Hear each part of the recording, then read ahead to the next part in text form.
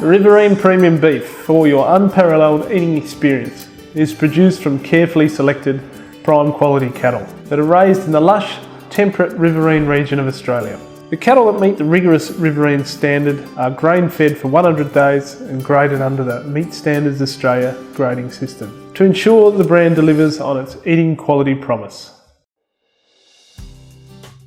And one thing a lot of people are asking me more and more is, why do we dry age the beef and how do you dry age your beef?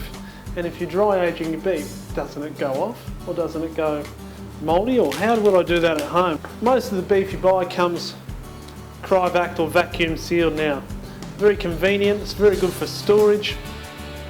It's an anaerobic aging process in there, which means it doesn't have contact to oxygen, which is very good. But as you probably know, a lot of restaurants now, including mine, are big on dry aging product. Now, basically when we dry age, what we want to do is we want to get this piece of meat out of the anaerobic environment it's living in, and we want to get it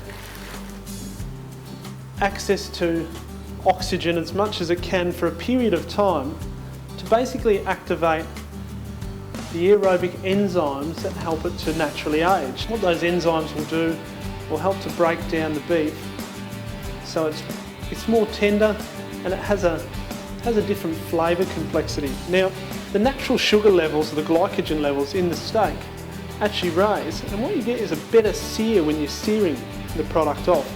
Also, what you're going to get is a much sweeter, much more beefy flavoured product.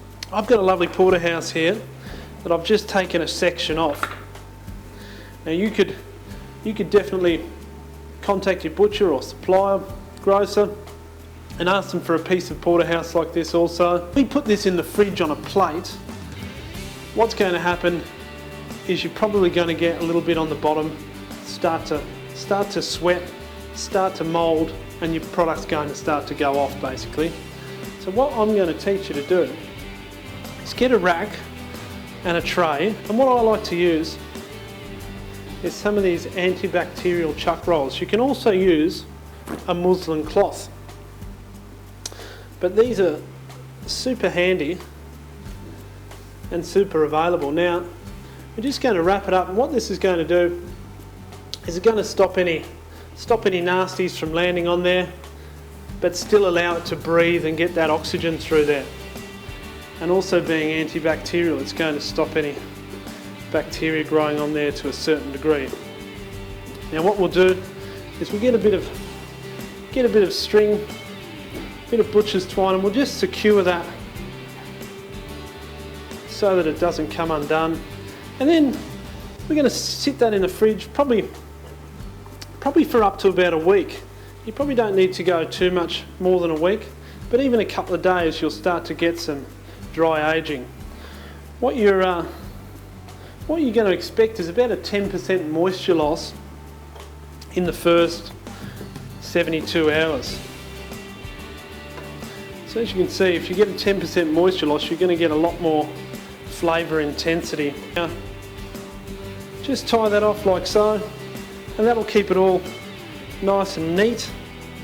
And then, here's one I prepared not so long ago. So when you're ready to go, you can unwrap that, and what you'll notice is that the product in there,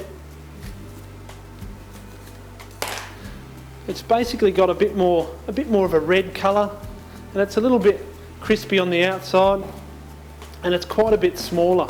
So when you cut a steak off there, you're going to have a much more intense flavour, and it's going to be a lot crispier when you barbecue it or when you grill it. Something you might want to try at home and see how your results go. But there you go, dry aged porterhouse, easy as pie. Try it at home.